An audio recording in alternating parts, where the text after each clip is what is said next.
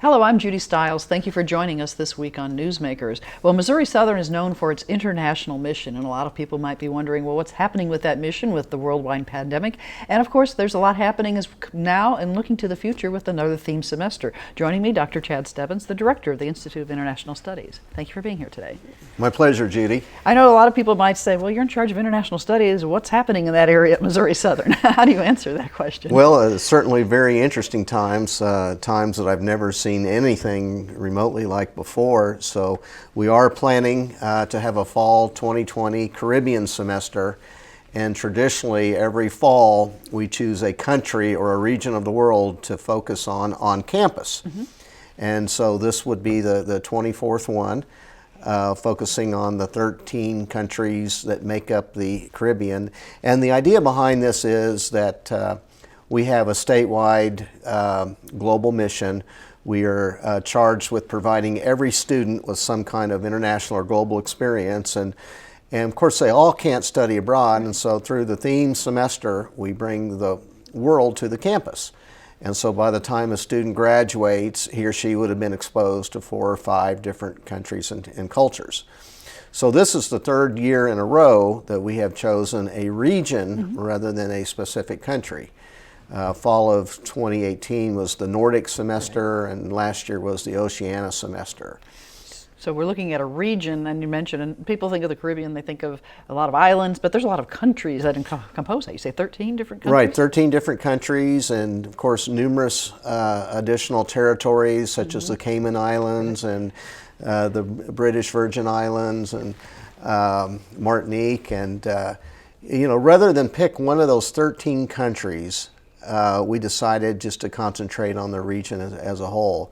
Now, back in 2003, we did have a Cuba semester, and we could have done Cuba again, but there is some reluctance on the part of faculty to repeat a country.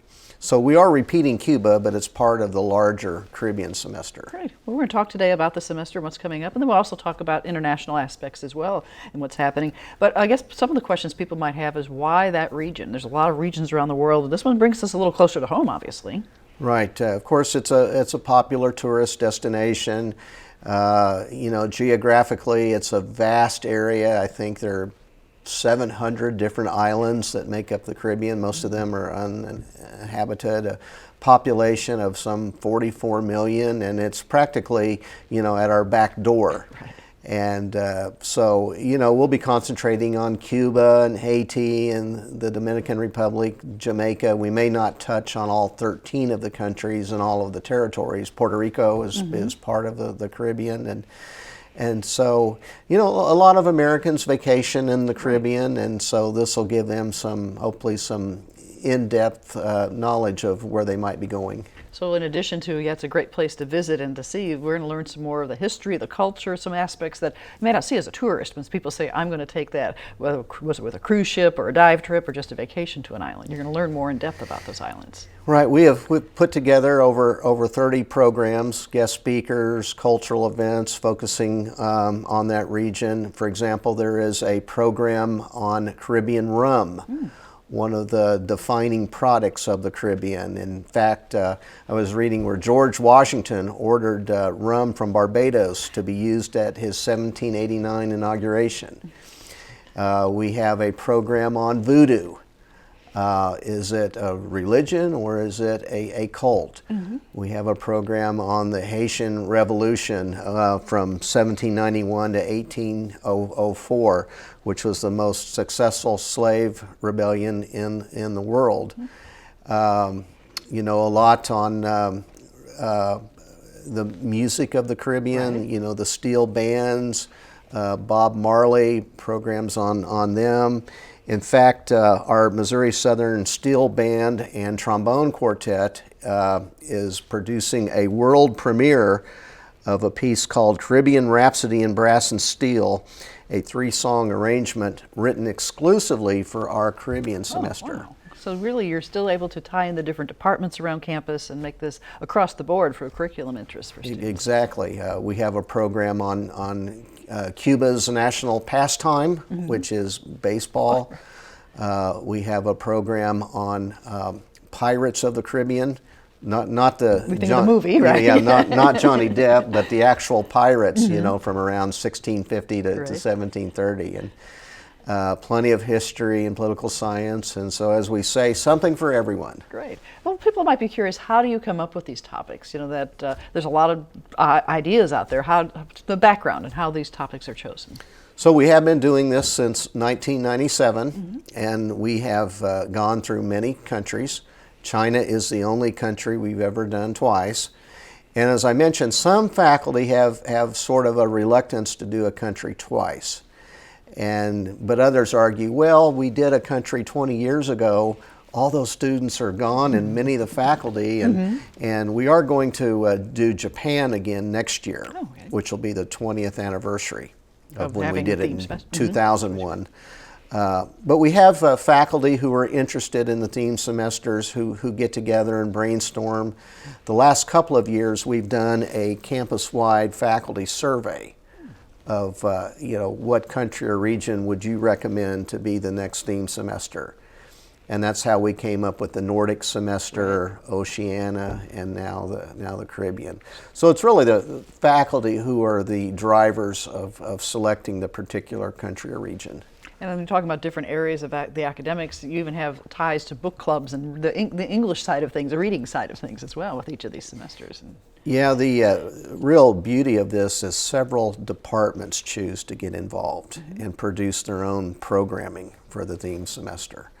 The art department is doing 3 exhibitions. The music department is doing 2 or 3 concerts. The English department always chooses a book or two to read as part of a book club. And so different departments find ways that they can tie in that are appropriate to their majors and to their faculty. Great. Well, I know you mentioned the art department, and we had a logo on the screen. We can bring it back and let people see it. That's designed each year you have a special theme logo for the semester. And tell us about this year's design that we have showing here. Right, there is a spring semester class every year taught by Taylor Moon, a professor in the art department, and she asks her students to draw logos for the theme semester, and then they go to the Caribbean Semester Planning Committee or whatever planning committee it is, and this year we picked the top 3 logos, the committee did, and then we sent those logos out to all faculty and asked them to vote. And this particular one, which is just beautiful, It was just really the one captures selected. your eye right into it. Right. So that'll be on the website, it'll be on the brochure. We also do a t-shirt that you can buy in the bookstore. And what's interesting is several faculty and staff collect these t-shirts. One from every fall, and a couple have even made quilts, taking that part of the logo out of the t-shirt and making it into a quilt. So the history of the international mission tied through the years with those logos and so forth. So when people see this is what they'll recognize as Missouri Southern's theme semester coming up this year. Well, the topics that you have chosen, starting off early too, because classes start in August, you have things right away for people to get involved with. Right, I think we have we have an art exhibition that opens actually before the semester does, and then September 1 is our first event. And I need to point out that because of the pandemic, we are scheduling many of these presentations on Zoom, virtually. We still have some speakers coming to campus, not as many as we typically would. But their lectures will be recorded on Zoom and made available to everyone. And then even the guest speakers who are coming to campus, there will also be a Zoom presentation. Okay. And so, of the 30 events, I think at least 18 will be available by Zoom. So sitting in your living room in Joplin, you can watch those programs. yeah. But you'll still have some presentations scheduled for Corley Auditorium where people can come in and, with proper distancing, sit and watch the presentations. Right, Corley seats 402 people, and with proper social distancing, we can get 60 to 70 in there, and then others watching by Zoom at home. And fingers crossed, we hope that will work. One of the aspects every year you seem to have a lot of interesting films. Tell me a little bit about what's happening this year with the films. Right, our International Film Festival is one of the most popular aspects of our theme semester. And the last couple of years, we have divided the films between on campus and at Bookhouse Cinema in Joplin. Now, we're not able to do that this year, except on September 1st, we're going to show 2 documentaries in the evening at Bookhouse. They have 2 different spaces that can be used to show films, as well as an outdoor area. But then after that, we're going to be back in Cornell Auditorium in Plaster Hall for the 9 regular films, part of the Caribbean Film Festival. And those are on Tuesday evenings, 7 o'clock. They're free to the public. Students actually get a little passport that they can get their booklet stamped so as every they see time. The films, they get a stamp. Yeah, and so a lot of the students try to attend all 9 or 10 films and win a prize at the end of the semester. Now, some of these films are really internationally acclaimed. Do you have any particular ones pointing out this year as far as, that really stand out as tying to? Well, of those 13 Caribbean countries, I would say Cuba has the best film industry. And 2 of the 9 films are from Cuba, Strawberry and Chocolate and Guantanamera. And we could have shown more from Cuba, but we wanted to kind of show as many as we could from the other countries. Sugarcane Alley, we're kicking off the semester with that on September 8th. That's a classic from 1983. But these are, for the most part, films you wouldn't have seen before. Right. And so I would encourage everyone, to come out and see a couple. The funny thing is, even though some are in English, we're still going to use closed captioning because some of the accents are so heavy. Oh, that's right. And they use kind of a base combination of Creole and English and other local dialects. And while it may say the film is in English, we are going to use subtitles because you really need that. Sometimes you have to concentrate on what they're saying, right? So those will be in Cornell, and we saw briefly a website that you do have a website that lists all this information for people as well. Right, so Missouri Southern website, how do they find that? Well, the simplest way, mssu.edu/Caribbean. Okay. And then you can click on a link to go to the full schedule of events and films. So we'll talk about the films. Now, another aspect every year people talk about, and I know they talk about the food tied in the theme semester. When I think of the Caribbean, I think of, there's a lot of interesting food. So how are you approaching that this year? Well, one event on September 1st, again, will be at Bookhouse Cinema for the only time this semester. But there's going to be a Cuban meal. And we're having kind of our Spanish club, one of our Spanish professors, Dr. Susana Liso. We're collecting recipes. They actually have a chef at Bookhouse who's going to prepare the food using these recipes with the help of our Spanish club. And so it'll be a chance to sample a couple of Cuban specialties. Made with those recipes that they brought up and tying it together. And some Cuban drink too. So the night of entertainment at the Bookhouse. Followed by the 2 documentaries that I mentioned earlier. You can watch that. So details on the website. I know a lot of people use social media. Do you also have Facebook for these events as well? We do have a Facebook page, MSSU International Theme Semester.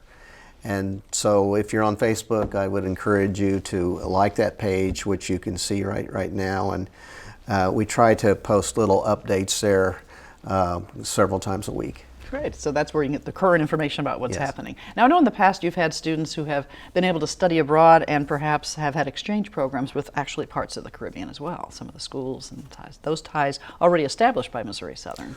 We do have a relationship with a community college in the British Virgin Islands. It's called H. Levity Stout Community College. And they send students here to complete their bachelor's degrees. And we haven't sent any of our students there, but we get, we've probably had several hundred over the past 20 years coming to Missouri Southern to complete their degrees, either on campus or online. So they exist already as far as those ties to the region and so forth. When you're looking at being able to travel, this year has been obviously a challenge for you and the Institute. Let's backtrack to when everybody shut things down in March and the pandemic really first came around. Some of the stories maybe of students who were abroad at the time. You had students who left at the first of the semester last spring. Right, we had 11 students abroad last semester. These are students who were planning to spend the whole semester abroad. Mm-hmm. And in March, 9 of the 11 decided to return home. If you remember, it was really a crazy time. Mm-hmm. Countries were shutting down, airports were closing, and 9 of our students decided to come home as quickly as possible. But 2 decided to stay, 1 in Estonia and 1 in South Korea. Mm-hmm. And the student in Estonia came back in May, and the student in South Korea is still there. Continuing the summer.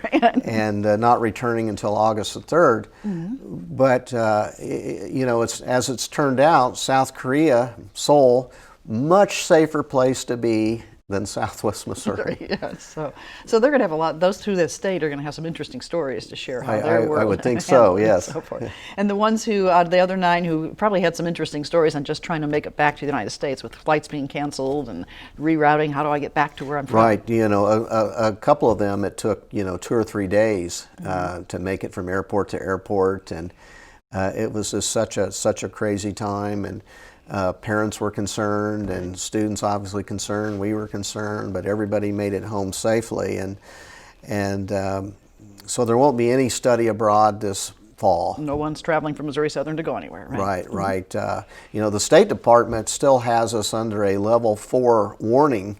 Do not travel. Mm-hmm.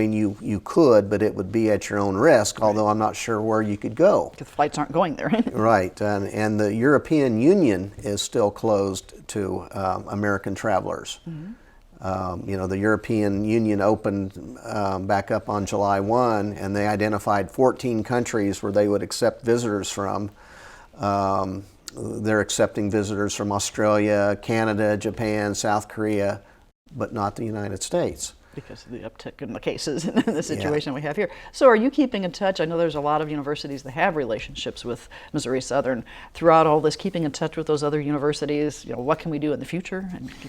Yes, we are, and we normally receive quite a few international students mm-hmm. from our partner universities, and nearly all of these students have deferred until spring.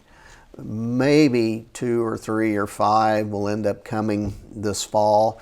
It's very doubtful, though, because they need visas, and in order to get a visa, you have to have an appointment at the U.S. Embassy in their country, and it's almost impossible to get a visa appointment at this date, mm-hmm. and so it's very unlikely that students can arrive by August 17th, and then we also are requiring a 2-week quarantine.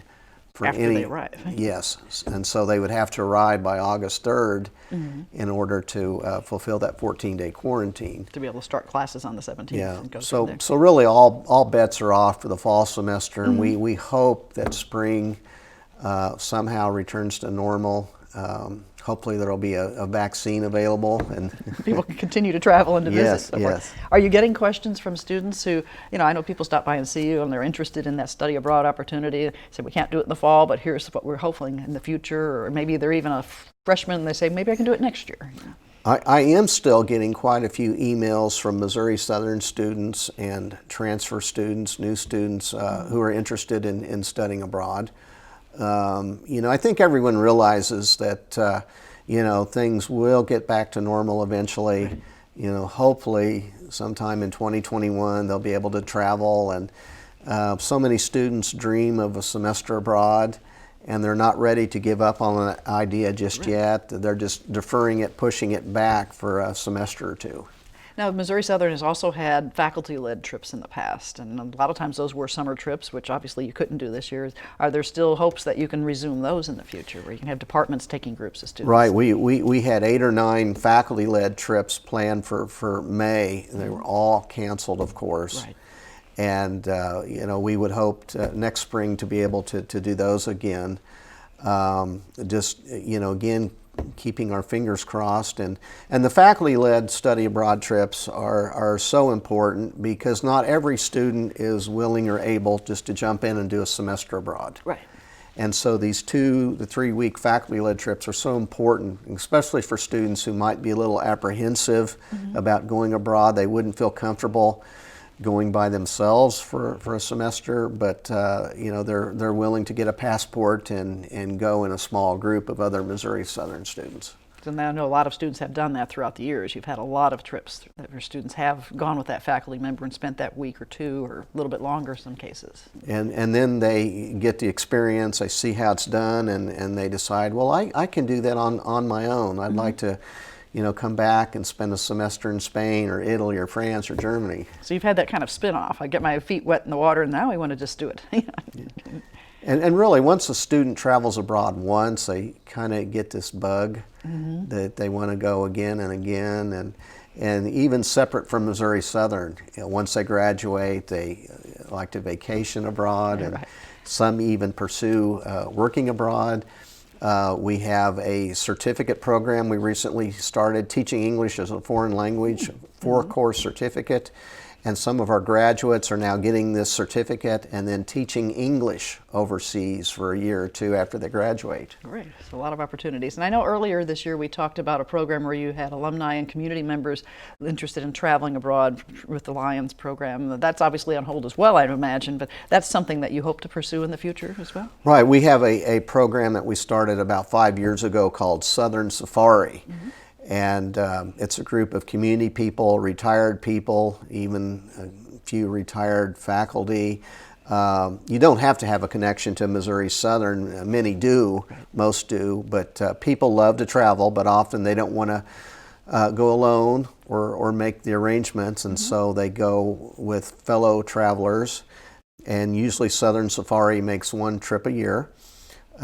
In October, Southern Safari went to Scotland and Ireland and had 30 to 35 people. Some members only went to one place, but many did both. We also have lectures beforehand. Usually we bring in faculty or people who have expertise in the destination where we're going, and they'll come and speak to the group and give them insight, and sometimes there's a book that people read before the trip. So you really learn about where you're going. Yeah.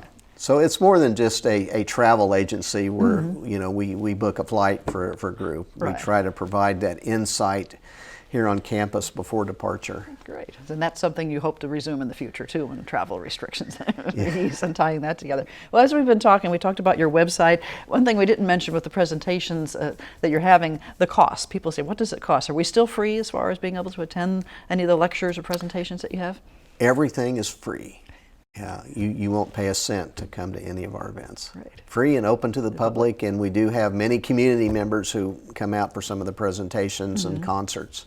And you mentioned the Zoom aspect this year. If people are wondering, how can I watch those? Will those sites be posted, or how they can log in to find those? Yeah, on our Caribbean Semester website, there is a link to all of the Zoom presentations, and you click on the link and there's a password there, and you don't have to have any connection to Missouri Southern to attend, to watch one of the Zoom presentations. So when you have a speaker, one of those who does actually maybe come to campus, they may be talking to the smaller group in Corley, but we could sit at home and watch it as well. You could sit at home and watch it live. So then archive it for the future, and that's one of the things also, you archive a lot of these presentations. If they miss it the first time, they're able to see it again, and tying that together. Well, Chad, I'd like to thank you very much. Is there anything else you'd like to add as far as, you know, for people to remember that the international mission where we are here at Missouri Southern? Well, it's one of the aspects that makes Missouri Southern unique, and it is it's state law. Our international mission was adopted by the Missouri General Assembly way back in 1995. So just in May, we celebrated our 25th anniversary of having the statewide global mission. And the theme semester is really unique. I don't think I've heard of any other college or university in the country that has a similar program. They might have an international week where for 1 week, often in November, they'll do some programming around a certain country.